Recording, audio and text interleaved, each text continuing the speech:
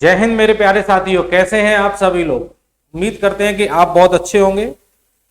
मेरे प्यारे बच्चों, एक वैकेंसी के बारे में जस्ट पता चला है। वैकेंसी है बिहार कृषि विभाग में। एक बिहार कृषि विभाग में अच्छी खासी वैकेंसी हमें देखने को मिली है। बहुत सारी पोस्ट यहाँ पे आई हैं। तो आज हम बात करने वाले हैं कि बिहार कृषि विभाग में किस पोस्ट के लिए वैकेंसी आई है, कितनी वैकेंसी आई है, क्या रहेगा एग्जाम पैटर्न, क्या रहेगी तैयारी हमारी, वो सारी जानकारी आज हम जान लेते हैं। सैलरी के बारे में जानेंगे, क्या एग्जाम होगा, लास्ट डेट कब है, सारी बेसिक जानकारी हम लोग जान लेते हैं। उससे पहले जो भी बच्चा चैनल पर नया है, चैनल को एक बार सब्सक्राइब करे, वीडियो को लाइक करे, और भी आपको बहुत अच्छी अच्छी जानकारी मिलती रहेंगी। तो सभी बच्चे जल्दी से एक बार चैनल को सब्सक्राइब जरूर कर लीजिएगा, शेयर जरूर करेंगे। आज हम बात करने वाले हैं मेरे प्यारे बच्चों, बिहार कृषि विभाग की नई भर्ती जो आई है 2023 की, भर्ती में कितनी वैकेंसी आई है, कौन कौन सी पोस्ट है, किस पोस्ट के लिए क्या एलिजिबिलिटी होनी चाहिए, क्या सैलरी है, एग्जाम कब होगा, एग्जाम होगा कि भी नहीं होगा, सारी की सारी बातें हम लोग करने वाले हैं। तो चलिए स्टार्ट करते हैं। आप देख रहे हैं कि जो टोटल पोस्ट हमारी आई है वो सर 1041 पोस्ट आई है। कितनी आई है? 1041। कम पोस्ट नहीं होती है कृषि विभाग में। बिहार कृषि विभाग में 1041 पोस्ट आई है। सबसे पहले बहुत सारे बच्चों का ये भी डाउट होगा, सर ये तो बिहार की वैकेंसी है, क्या मैं दूसरे स्टेट का हूं, मैं दूसरे जिले का हूं, क्या मैं इसे भर पाऊंगा, क्या इस बिहार की वैकेंसी को मैं भर पाऊंगा? तो मेरे प्यारे बच्चे जान लीजिए, आप किसी भी स्टेट के हैं, चाहे आप यूपी के हैं, चाहे आप हरियाणा के हैं, चाहे आप दिल्ली के हैं, आप किसी भी शहर के हैं, किसी भी स्टेट के हैं, आप इस भर्ती को भर सकते हैं। बस क्या होगा, काउंट आपको एज अ जनरल की तरह से काउंट किया जाएगा। आप उधर अगर SC ST OBC में आते हैं, पर अगर किसी और पोस्ट के लिए अप्लाई करेंगे, अगर किसी और स्टेट में अप्लाई करेंगे तो आप जनरल में काउंट होंगे, जनरल से आपकी कट ऑफ मिलाई जाएगी। ठीक है, भरने को आप बिल्कुल भर सकते हैं, कोई दिक्कत नहीं। ऐसा नहीं है कि बिहार की वैकेंसी तो बिहार वाले लोग ही भरेंगे, आप यूपी वाले भी भर सकते हैं, उत्तराखंड वाले भी भर सकते हैं, MP वाले भी भर सकते हैं, कोई भी भर सकता है, बस जनरल में काउंट होंगे। ठीक है, टोटल पोस्ट 1041 आई है। लास्ट डेट देखिए, फॉर्म भरने की लास्ट डेट कितनी है? 15 अप्रैल। फॉर्म भरना स्टार्ट हो चुका है। तो अगर आपने अभी तक फॉर्म नहीं डाला है तो जल्दी से फॉर्म डाल दीजिएगा। फॉर्म कहां से डालना है ये भी मैं वीडियो के लास्ट में बताऊंगा, तो वीडियो को लास्ट तक देखिएगा। किस वेबसाइट पे जाके फॉर्म डालना है, क्या क्या योग्यता आपके पास है, तभी फॉर्म डालेंगे, ध्यान दीजिएगा।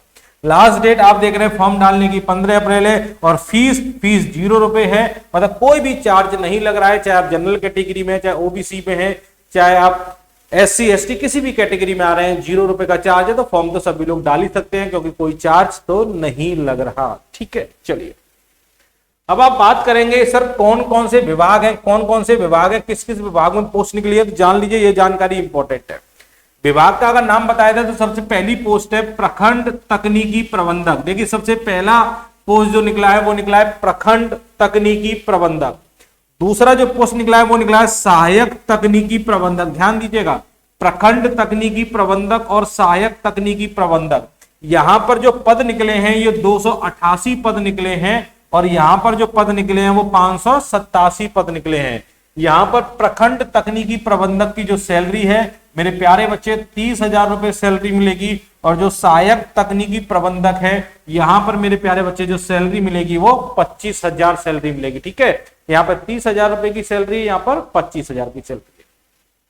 क्वालिफिकेशन की बात की जाए कि प्रखंड तकनीकी प्रबंधक और सहायक तकनीकी प्रबंधक के लिए एलिजिबिलिटी क्या होनी चाहिए, क्वालिफिकेशन क्या होनी चाहिए, तो आपका सबसे पहले क्या होना चाहिए? ग्रेजुएशन होना चाहिए। ग्रेजुएशन किसमें? एग्रीकल्चर में होना चाहिए। कृषि में आपका ग्रेजुएशन हो, या फिर BE BTech आपने कर रखा हो एग्रीकल्चर से, तो आप इस फॉर्म को भर सकते हैं। इसके साथ साथ 3 साल का एक्सपीरियंस और मांगा गया है।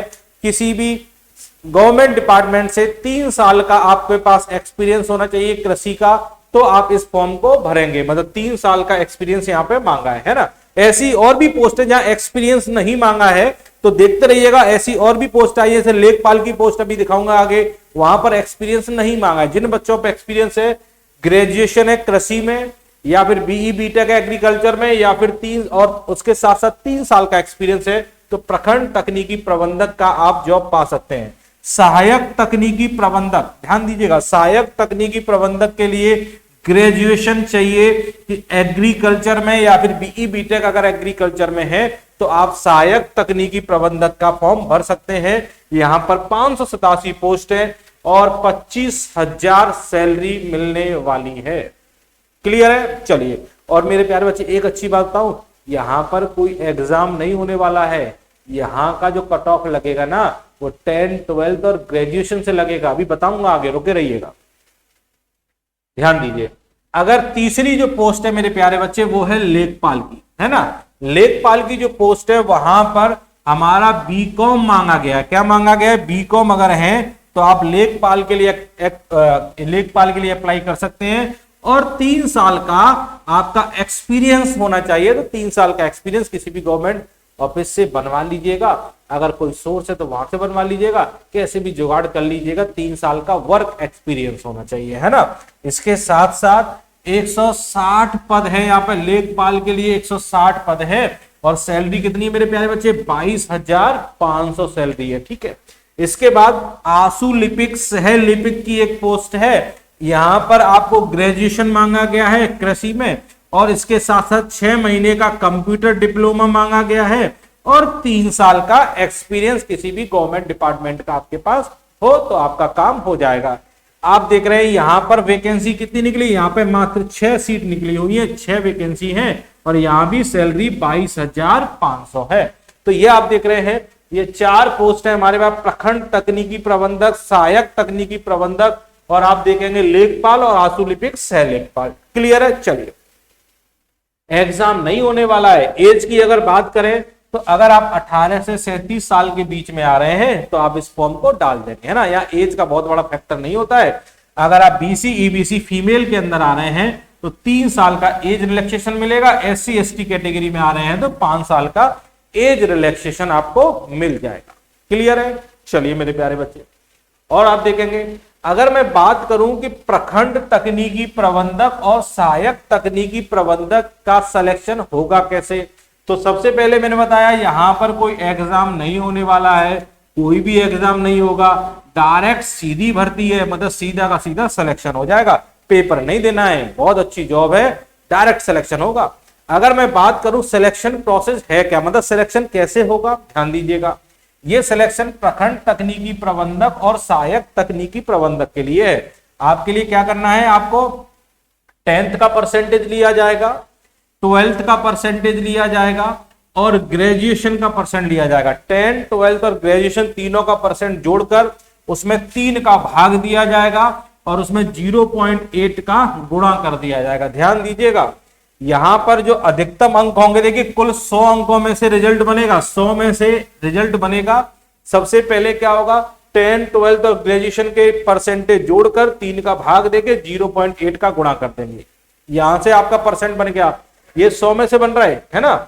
इसके साथ साथ आपके पास अगर एक्सपीरियंस है, ध्यान दीजिएगा, एक्सपीरियंस है, 1 साल का एक्सपीरियंस होगा तो 2 नंबर मिलेंगे, 2 वर्ष का एक्सपीरियंस होगा तो 4 नंबर मिलेंगे, 3 वर्ष का एक्सपीरियंस होगा तो 6 अंक मिलेंगे, 4 वर्ष का एक्सपीरियंस तो 8 अंक मिलेंगे, 5 वर्ष या 5 वर्ष से ज्यादा का एक्सपीरियंस 10 अंक मिल जाएंगे। मतलब एक्सपीरियंस के भी नंबर है। और अगर आपने बिहार से ग्रेजुएशन कर रखी है तो 5 अंक आपको उसका मिलेगा। और अगर आपने पोस्ट ग्रेजुएशन कर रखी है और पोस्ट ग्रेजुएशन में 75% से ज्यादा नंबर अगर आपके आए हैं तो 5 अंक आपको उसके मिलेंगे। या फिर पोस्ट ग्रेजुएशन में 60% से 75% तक अगर नंबर है तो आपको 2 अंक वहां से मिलेगा। क्लियर है?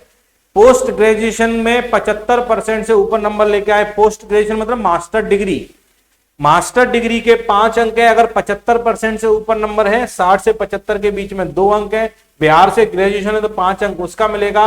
ये प्रोसीजर है सिलेक्शन का, ये प्रोसीजर है सिलेक्शन लेने का प्रखंड तकनीकी प्रबंधक और सहायक तकनीकी प्रबंधक का। समझ पा रहे हैं मेरे प्यारे बच्चे? कोई डाउट अगर होगा तो कमेंट मुझे जरूर करिएगा, है ना। और सुनते हैं सारी बातें। अगर बात की जाए कि सर लेखपाल का सिलेक्शन कैसे होगा, लेखपाल पद के लिए, तो आपको पता है जो टोटल नंबर बनेंगे वो 100 में से बनेंगे, है ना। जिसमें से आप देख रहे हैं शैक्षणिक योग्यता, शैक्षणिक योग्यता मतलब जो आपका 10th, 12th और ग्रेजुएशन से जो नंबर निकलेंगे वो हाईएस्ट 85 अंक जाएंगे, है ना। उसमें क्या करना है, 10th, 12th और ग्रेजुएशन के नंबर परसेंटेज जोड़कर 3 का भाग देंगे और 0.85 का गुणा कर देंगे। एक तो ये हो जाएगा। और इसके साथ साथ क्या होगा, कार्य अनुभव, अगर आप पे वर्क एक्सपीरियंस है तो 10 नंबर उसका वर्क एक्सपीरियंस का मिल जाएगा। इसके साथ साथ अगर आप पोस्ट ग्रेजुएट किए हुए हैं तो 5 नंबर उसका भी मिल जाएगा। मतलब ये वाली चीजें तो हमारी कॉमन रहेंगी। पोस्ट ग्रेजुएशन 75% से ज्यादा है तो 5 अंक मिलेंगे, 60 से 75 के बीच में है तो 2 अंक मिल जाएंगे। समझ पा रहे हैं? मतलब वर्क एक्सपीरियंस का 10 नंबर है, बाकी शैक्षणिक योग्यता के 85 हैं और उसके बाद 5 नंबर हमारे पोस्ट ग्रेजुएशन के भी रहेंगे। अगर आप यहां की बात करें आशु लिपिक और सह लिपिक के लिए, आप देख रहे हैं यहां भी मैक्सिमम मार्क 100 नंबर का है, इसमें शैक्षणिक योग्यता का 75 है। तो यहां पर कैसे निकलेगा? 10th 12th और ग्रेजुएशन के परसेंटेज जोड़कर 3 का भाग देंगे, 0.75 का गुणा कर देंगे। एक्सपीरियंस का 10 नंबर है और एक्सपीरियंस वही है, 1 साल का एक्सपीरियंस के 2 नंबर, 2 साल के एक्सपीरियंस के लिए 4 नंबर, 3 साल के एक्सपीरियंस के लिए 6 नंबर, 4 साल के लिए 8 और 5 से ज्यादा के लिए 10 नंबर रहेंगे, है ना। दक्षता जांच परीक्षा का भी यहां पर 10 नंबर रहेगा। यह है इसका सिलेक्शन प्रोसेस। यहां कोई एग्जाम नहीं होने वाला है, डायरेक्ट सीधी भर्ती है मेरे प्यारे बच्चे, सिर्फ परसेंटेज के बेसिस पे, ठीक है। इसके बाद अगर आप ऑनलाइन फॉर्म भरना, जैसा कि मैंने बताया स्टार्ट हो चुका है, ऑनलाइन फॉर्म कहां से भरेंगे? आप भरेंगे www.bameti.org, BAMETI, है ना, ये इसकी वेबसाइट है, इस पे जाके आप ऑनलाइन फॉर्म भर सकते हैं। बहुत सारे बच्चों के मन में ये भी डाउट रहता है कि सर ये जो नौकरी है कृषि विभाग के अंदर, ये सरकारी नौकरी है कि प्राइवेट नौकरी है, क्या इस नौकरी में कुछ समय हमें हटा दिया जाता है? तो मेरे प्यारे बच्चे, ये जो नौकरी है ना, ये संविदा की नौकरी है ना, ये सरकारी नौकरी नहीं है, ये संविदा की जॉब है। और आपको पता है संविदा की जॉब जो है कुछ समय बाद परमानेंट भी हो जाती है ना। बहुत सारी जगह बहुत सारी जॉब परमानेंट हो जाती है, जैसे इलेक्शन वगैरह आता है, धरने चालू हो जाते हैं, उस समय जो जॉब क्या हो जाती है, परमानेंट कर दी जाती है ना। तो बहुत अच्छी पोस्ट है, अगर आप एलिजिबल हैं इस जॉब को भरने के लिए, किसी भी स्टेट के आप हैं, कहीं से भी आप इस जॉब को अप्लाई कर सकते हैं। तो अगर आप एलिजिबल हैं तो आप इस जॉब को भरें और आप सीधी आप सिलेक्शन ले सकते हैं। आपको कोई भी एग्जाम नहीं देना है, परसेंटेज के बेसिस पर रहेगा, एप्लीकेशन फीस है नहीं है और फॉर्म भरना स्टार्ट हो चुका है। 15 अप्रैल लास्ट डेट, जल्दी से फॉर्म भर दीजिए मेरे प्यारे बच्चे, ठीक है। तो चलिए, अभी तक जिन लोगों ने चैनल को सब्सक्राइब नहीं किया, चैनल को सब्सक्राइब करिए, वीडियो को लाइक करिए, शेयर करिए, और भी अच्छी अच्छी वीडियो लेकर आपके सामने आएंगे। जय हिंद मेरे प्यारे साथी।